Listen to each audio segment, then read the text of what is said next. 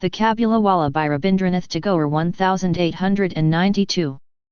My 5-year-old daughter Minnie cannot live without chattering. I really believe that in all her life she has not wasted a minute in silence. Her mother is often vexed at this, and would stop her prattle, but I would not. To see Minnie quiet is unnatural, and I cannot bear it long. And so my own talk with her is always lively. One morning, for instance, when I was in the midst of the 17th chapter of my new novel, my little Minnie stole into the room, and putting her hand into mine, said, "Father, Ramdale the doorkeeper calls a crow a no. He doesn't know anything, does he?" Before I could explain to her the differences of language in this world, she was embarked on the full tide of another subject. "What do you think, father? Bola says there is an elephant in the clouds, blowing water out of his trunk, and that is why it rains." And then, darting off anew, while I sat still making ready some reply to this last saying, "Father, what relation is mother to you?" With a grave face I contrived to say, "Go and play with Bola, Minnie. I am busy." The window of my room overlooks the road. The child had seated herself at my feet near my table, and was playing softly, drumming on her knees. I was hard at work on my 17th chapter, where Pratap Singh, the hero, had just caught Kanchanlata, the heroine, in his arms, and was about to escape with her by the third-story window of the castle, when all of a sudden Minnie left her play, and ran to the window, crying, "A Kabuliwallah! A Kabuliwallah!" Sure enough, in the street below was a Kabuliwallah, passing slowly along. He wore the loose, soiled clothing of his people, with a tall turban, there was a bag on his back, and he carried boxes of grapes in his hand. I cannot tell what were my daughter's feelings at the sight of this man, but she began to call him loudly. "Ah! I thought, he will come in, and my 17th chapter will never be finished." At which exact moment the Kabuliwallah turned, and looked up at the child. When she saw this, overcome by terror, she fled to her mother's protection and disappeared. She had a blind belief that inside the bag, which the big man carried, there were perhaps 2 or 3 other children like herself. The peddler meanwhile entered my doorway and greeted me with a smiling face. So precarious was the position of my hero and my heroine, that my first impulse was to stop and buy something, since the man had been called. I made some small purchases, and a conversation began about Abdurrahman, the Russians, the English, and the frontier policy. As he was about to leave, he asked, "And where is the little girl, sir?" And I, thinking that Minnie must get rid of her false fear, had her brought out. She stood by my chair, and looked at the Kabuliwallah and his bag. He offered her nuts and raisins, but she would not be tempted, and only clung the closer to me, with all her doubts increased. This was their first meeting. One morning, however, not many days later, as I was leaving the house, I was startled to find Minnie, seated on a bench near the door, laughing and talking, with the great Kabuliwallah at her feet. In all her life, it appeared, my small daughter had never found so patient a listener, save her father. And already the corner of her little _sari_ was stuffed with almonds and raisins, the gift of her visitor. "Why did you give her those?" I said, and taking out an 8 anna bit, I handed it to him. The man accepted the money without demur, and slipped it into his pocket. Alas, on my return an hour later, I found the unfortunate coin had made twice its own worth of trouble. For the Kabuliwallah had given it to Minnie, and her mother, catching sight of the bright round object, had pounced on the child with, "Where did you get that 8 anna bit?" "The Kabuliwallah gave it me," said Minnie cheerfully. "The Kabuliwallah gave it you," cried her mother much shocked. "Oh Minnie! How could you take it from him?" I, entering at the moment, saved her from impending disaster, and proceeded to make my own inquiries. It was not the first or second time, I found, that the two had met. The Kabuliwallah had overcome the child's first terror by a judicious bribery of nuts and almonds, and the two were now great friends. They had many quaint jokes, which afforded them much amusement. Seated in front of him, looking down on his gigantic frame in all her tiny dignity, Minnie would ripple her face with laughter and begin, "Oh Kabuliwallah! Kabuliwallah! What have you got in your bag?" And he would reply, in the nasal accents of the mountaineer, "An elephant." Not much cause for merriment, perhaps, but how they both enjoyed the fun. And for me, this child's talk with a grown-up man had always in it something strangely fascinating. Then the Kabuliwallah, not to be behindhand, would take his turn, "Well, little one, and when are you going to the father-in-law's house?" Now most small Bengali maidens have heard long ago about the father-in-law's house, but we, being a little newfangled, had kept these things from our child, and Minnie at this question must have been a trifle bewildered. But she would not show it, and with ready tact replied, "Are_you_ going there?" Amongst men of the Kabuliwallah's class, however, it is well known that the words _father-in-law's house_ have a double meaning. It is a euphemism for _jail_, the place where we are well cared for, at no expense to ourselves. In this sense would the sturdy peddler take my daughter's question. "Ah," he would say, shaking his fist at an invisible policeman, "I will thrash my father-in-law." Hearing this, and picturing the poor discomfited relative, Minnie would go off into peals of laughter, in which her formidable friend would join. These were autumn mornings, the very time of year when kings of old went forth to conquest, and I, never stirring from my little corner in Calcutta, would let my mind wander over the whole world. At the very name of another country, my heart would go out to it, and at the sight of a foreigner in the streets, I would fall to weaving a network of dreams, the mountains, the glens and the forests of his distant home, with his cottage in its setting, and the free and independent life of faraway wilds. Perhaps the scenes of travel conjure themselves up before me and pass and repass in my imagination all the more vividly, because I lead such a vegetable existence that a call to travel would fall upon me like a thunderbolt. In the presence of this Kabuliwallah I was immediately transported to the foot of arid mountain peaks, with narrow little defile twisting in and out amongst their towering heights. I could see the string of camels bearing the merchandise, and the company of turbaned merchants carrying some their queer old firearms, and some their spears, journeying downward towards the plains. I could see. But at some such point Minnie's mother would intervene, imploring me to beware of that man. Minnie's mother is unfortunately a very timid lady. Whenever she hears a noise in the street, or sees people coming towards the house, she always jumps to the conclusion that they are either thieves, or drunkards, or snakes, or tigers, or malaria, or cockroaches, or caterpillars. Even after all these years of experience, she is not able to overcome her terror. So she was full of doubts about the Kabuliwallah, and used to beg me to keep a watchful eye on him. I tried to laugh her fear gently away, but then she would turn round on me seriously, and ask me solemn questions. Were children never kidnapped? Was it, then, not true that there was slavery in Kabul? Was it so very absurd that this big man should be able to carry off a tiny child? I urged that, though not impossible, it was highly improbable. But this was not enough, and her dread persisted. As it was indefinite, however, it did not seem right to forbid the man the house, and the intimacy went on unchecked.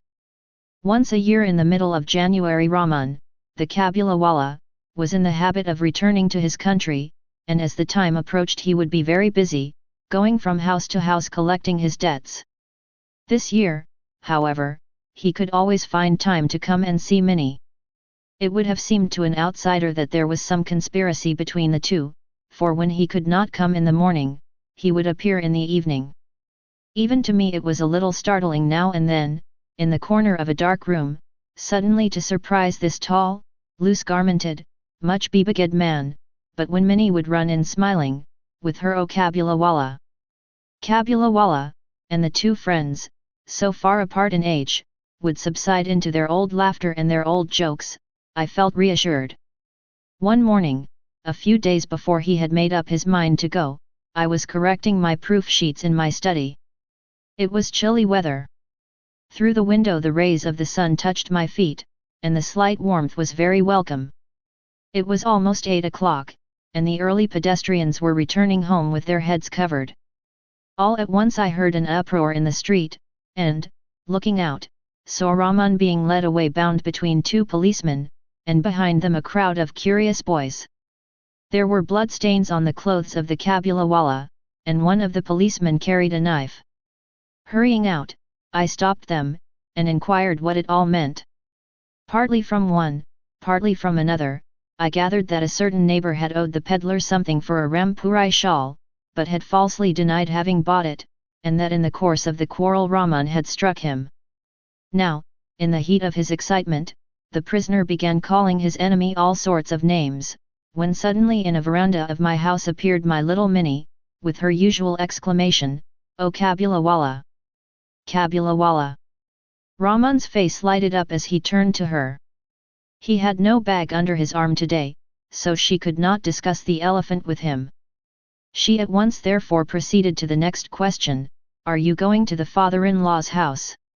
Rahman laughed and said, "Just where I am going, little one." Then, seeing that the reply did not amuse the child, he held up his fettered hands. "Ah," he said, "I would have thrashed that old father-in-law, but my hands are bound." On a charge of murderous assault, Rahman was sentenced to some years' imprisonment. Time passed away and he was not remembered. The accustomed work in the accustomed place was ours, and the thought of the once free mountaineer spending his years in prison seldom or never occurred to us. Even my light-hearted Minnie, I am ashamed to say, forgot her old friend. New companions filled her life. As she grew older, she spent more of her time with girls. So much time indeed did she spend with them that she came no more, as she used to do, to her father's room. I was scarcely on speaking terms with her. Years had passed away. It was once more autumn and we had made arrangements for our Minnie's marriage. It was to take place during the Puja holidays. With Durga returning to Kailas, the light of our home also was to depart to her husband's house, and leave her father's in the shadow. The morning was bright. After the rains, there was a sense of ablution in the air, and the sun rays looked like pure gold. So bright were they, that they gave a beautiful radiance even to the sordid brick walls of our Calcutta lanes. Since early dawn that day the wedding pipes had been sounding, and at each beat my own heart throbbed. The wail of the tune, by Ravi, seemed to intensify my pain at the approaching separation. My Minnie was to be married that night. From early morning noise and bustle had pervaded the house. In the courtyard the canopy had to be slung on its bamboo poles, the chandeliers with their tinkling sound must be hung in each room and veranda. There was no end of hurry and excitement. I was sitting in my study, looking through the accounts, when someone entered, saluting respectfully, and stood before me. It was Rahman the Kabuliwallah. At first I did not recognize him. He had no bag, nor the long hair, nor the same vigor that he used to have. But he smiled, and I knew him again. "When did you come, Rahman?" I asked him. "Last evening," he said, "I was released from jail." The words struck harsh upon my ears. I had never before talked with one who had wounded his fellow, and my heart shrank within itself when I realized this, for I felt that the day would have been better omened had he not turned up. "There are ceremonies going on," I said, "and I am busy. Could you perhaps come another day?" At once he turned to go, but as he reached the door he hesitated, and said, "May I not see the little one, sir, for a moment?" It was his belief that Minnie was still the same. He had pictured her running to him as she used, calling "Oh Kabuliwallah! Kabuliwallah!" He had imagined too that they would laugh and talk together, just as of old. In fact, in memory of former days he had brought, carefully wrapped up in paper, a few almonds and raisins and grapes, obtained somehow from a countryman, for his own little fund was dispersed. I said again, "There is a ceremony in the house, and you will not be able to see anyone today." The man's face fell. He looked wistfully at me for a moment, then said good morning, and went out. I felt a little sorry, and would have called him back, but I found he was returning of his own accord. He came close up to me holding out his offerings with the words, I brought these few things, sir, for the little one. Will you give them to her? I took them and was going to pay him, but he caught my hand and said, You are very kind, sir. Keep me in your recollection. Do not offer me money. You have a little girl, I too have one like her in my own home. I think of her, and bring fruits to your child not to make a profit for myself.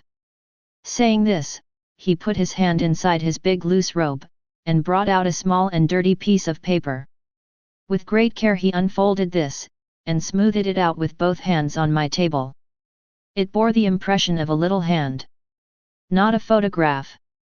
Not a drawing. The impression of an ink-smeared hand laid flat on the paper. This touch of his own little daughter had been always on his heart, as he had come year after year to Calcutta to sell his wares in the streets. Tears came to my eyes. I forgot that he was a poor Kabuli fruit seller, while I was. But no, what was I more than he? He also was a father. That impression of the hand of his little _Parbati_ in her distant mountain home reminded me of my own little Minnie. I sent for Minnie immediately from the inner apartment. Many difficulties were raised, but I would not listen. Clad in the red silk of her wedding day, with the sandal paste on her forehead, and adorned as a young bride, Minnie came, and stood bashfully before me. The Kabuliwallah looked a little staggered at the apparition. He could not revive their old friendship. At last he smiled and said, Little one, are you going to your father-in-law's house? But Minnie now understood the meaning of the word father-in-law, and she could not reply to him as of old.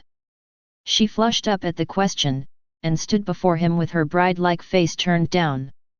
I remembered the day when the Kabuliwallah and my Minnie had first met, and I felt sad. When she had gone, Rahman heaved a deep sigh, and sat down on the floor. The idea had suddenly come to him that his daughter too must have grown in this long time, and that he would have to make friends with her anew. Assuredly he would not find her as he used to know her.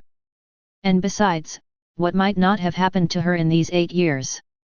The marriage pipes sounded, and the mild autumn sun streamed round us. But Rahman sat in the little Calcutta lane, and saw before him the barren mountains of Afghanistan. I took out a banknote and gave it to him, saying, Go back to your own daughter, Rahman, in your own country, and may the happiness of your meeting bring good fortune to my child. Having made this present, I had to curtail some of the festivities. I could not have the electric lights I had intended, nor the military band, and the ladies of the house were despondent at it. But to me the wedding feast was all the brighter for the thought that in a distant land a long-lost father met again with his only child. The end. The Kabuliwallah is a short story written by Rabindranath Tagore in 1892. This heartwarming tale explores various themes and learning points. 1. Cultural differences and understanding. The story touches on the theme of cultural differences and the importance of understanding and respecting other cultures. The Kabuliwallah, an Afghan fruit seller, and Minnie, the young Indian girl, come from different cultural backgrounds, but their interactions lead to mutual understanding and respect. 2. Innocence and imagination. Minnie's innocence and imagination play a central role in the story. Her initial fear of the Kabuliwallah is based on her imagination, but as she gets to know him, her innocence allows her to see the good in him. 3. Human connection. The Kabuliwallah emphasizes the potential for meaningful human connections to transcend cultural, linguistic, and social barriers. The bond between Minnie and the Kabuliwallah highlights the universality of human emotions and the power of empathy. 4. The passage of time. The story explores the theme of the passage of time and how people change over the years.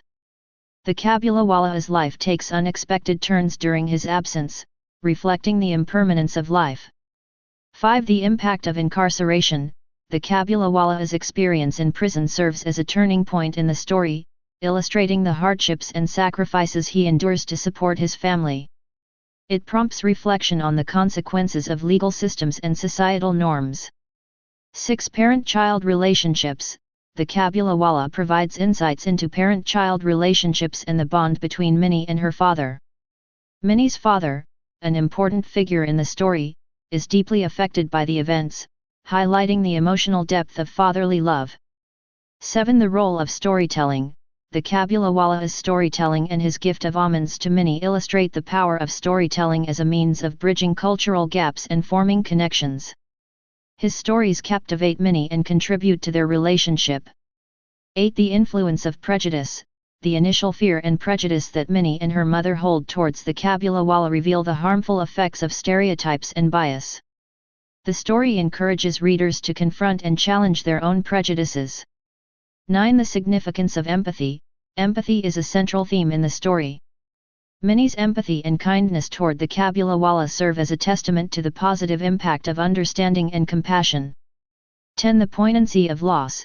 The story ends on a poignant note, highlighting the emotional impact of the Kabuliwallah's separation from Minnie. It prompts reflection on the bittersweet nature of human relationships and the sorrow that can come with parting. In conclusion, The Kabuliwallah by Rabindranath Tagore is a touching and thought-provoking short story that addresses themes of cultural understanding, innocence, human connection, the passage of time, and the impact of empathy. It emphasizes the importance of seeing the humanity in others, regardless of their background, and the emotional richness that can be found in human relationships. Thank you for listening.